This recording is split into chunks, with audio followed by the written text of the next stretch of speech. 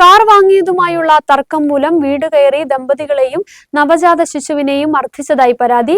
നരിയമ്പാറയിൽ വാടകയ്ക്ക് താമസിക്കുന്ന പാലയ്ക്കൽ സൂരജ്, ഭാര്യ ശാലു, 4.5 മാസം പ്രായമായ കുട്ടി എന്നിവരെ മർദ്ദിച്ചെന്നാണ് പരാതി.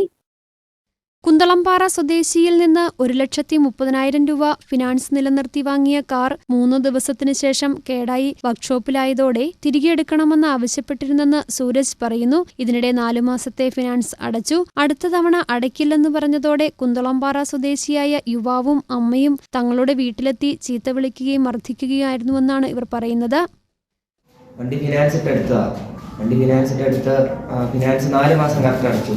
4 മാസം കറക്റ്റ് അടച്ചെന്ന് പറഞ്ഞാൽ 4 മാസം വണ്ടി വർക്ക്ഷോപ്പിലുമായിരുന്നു. എടുത്ത് 3-ാമത്തെ ദിവസം വണ്ടിക്ക് എഞ്ചിൻ പണിയായിട്ട് നമ്മൾ വിളിച്ചും പറഞ്ഞു, വണ്ടിക്ക് ഇന്നപോലെ പണിയുണ്ട്, തിരിച്ചെടുക്കാൻ അവർ ഓക്കെ പറഞ്ഞു. പിന്നെ വിളിച്ചിട്ട് കോൺടാക്റ്റ് ഒന്നുമില്ല.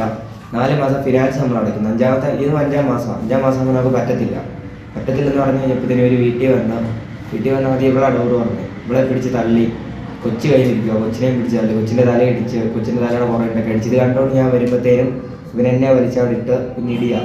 ഇത് കേസ് കൊടുത്തിട്ടിരുന്ന ഓൾറെഡി വണ്ടിയുടെ പ്രശ്നം. ഇപ്പം പിന്നെയും കേസ് കൊടുത്ത് അവിടെ സ്റ്റേഷനിൽ മൊഴിയെടുക്കാനും ആരും വന്നിട്ടില്ല. സ്റ്റേഷനിൽ വിളിക്കുന്നുണ്ട്, ഇന്ന പ്രശ്നമാണ് എല്ലാം പറയുന്നുണ്ട്, ആരും വരുന്നുമില്ല, ഒന്നും തിരിഞ്ഞു നോക്കുന്നുമില്ല. ഇതിനുശേഷം 2 ദിവസം ആശുപത്രിയിൽ അഡ്മിറ്റായിരുന്നു. ആക്രമണത്തിന്റെ CCTV ദൃശ്യങ്ങളുമുണ്ട്. എന്നാൽ കേസെടുക്കാതെ ഒത്തുതീർപ്പാക്കാനാണ് പോലീസ് ശ്രമിക്കുന്നതെന്നാണ് ആരോപണം. അതിനാൽ DYSP അടക്കമുള്ളവർക്ക് പരാതി നൽകുമെന്നും ദമ്പതികൾ വാർത്താസമ്മേളനത്തിൽ പറഞ്ഞു.